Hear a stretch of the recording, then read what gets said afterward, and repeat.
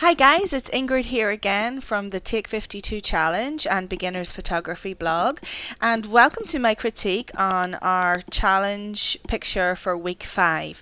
And the theme was eyes. And as you can see here, I have chosen an image from Stacey, and I think that she captured the theme eyes extraordinarily well. Now, I just would like to point out that the pictures that I choose to critique on the blog are not necessarily what I believe are the very best photos of the week. These are the ones that I feel that either people can learn the most from, or I can give specific advice to help to make the picture better. So sometimes they may be the best pictures, and sometimes they might not just be the best pictures, but they're definitely something that we can all learn from. Okay, now I do believe that Stacey's picture is awesome, and I've chosen it because I know it inspired a lot of you, and for me, it really stuck out in a sea of eyes that we got this week. So let's have a look and see what she did here. Now, I know Stacey was very detailed in giving us her comments in the comments field, and she told us that she took this photograph with a self timer, or I think it was a remote, and she was sat in front of window light and diffused the light with a diffuser so that it wasn't too harsh coming in on top of her. And you can see it here, the window and the diffuser, and actually even the remote wire here in the catch lights of her eyes if you look very closely. And this is something that was lacking from a lot of the images that were of eyes in the group this week. The catch lights. If you're taking photos where you want eyes to be the main focus, which most portraits you do, you want to make sure that you have some form of a catch light in the eye. Now, how do you get that? Well, a catch light is just a reflection on the eye surface of whatever light is lighting your subject. And it's quite interesting that if you look closely at catch lights, you can actually see the shape of the light that was used, or whether it was a flash or a softbox or an octagon, whatever it was, you can usually see that by the shape of the catch lights in the eye.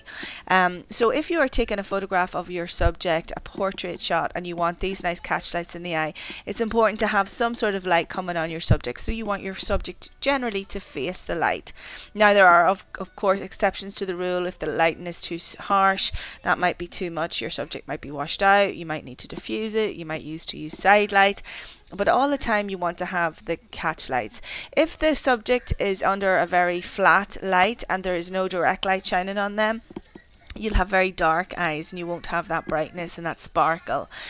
So that's important, that you should look for that.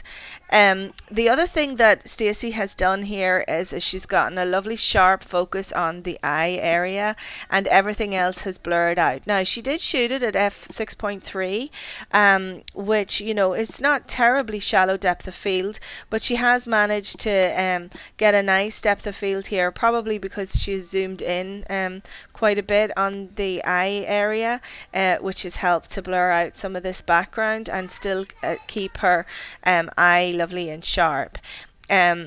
You know, there's so many different techniques she has used here, and you know, the eye is framed within another eye here. The color, the blue, contrasts amazingly with her brown eyes, and then the gold is almost, you know, the same color in parts as the gold in her eyes. So it all works very, very well together.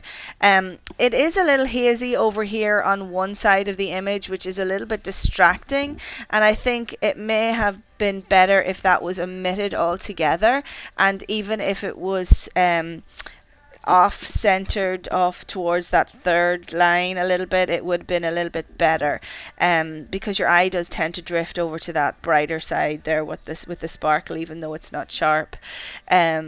And that's a little bit distracting, but still you need some of it there to give that sort of depth to the rest of the image and to make it clear that it is a mask.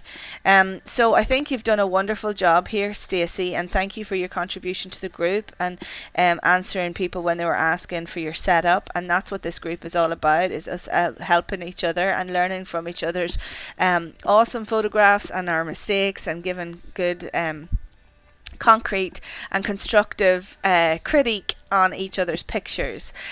So next week our theme is already up on the Facebook group, and it is ancient. So we'll see what you come up with for that. And until then, I will probably see you in the Facebook group.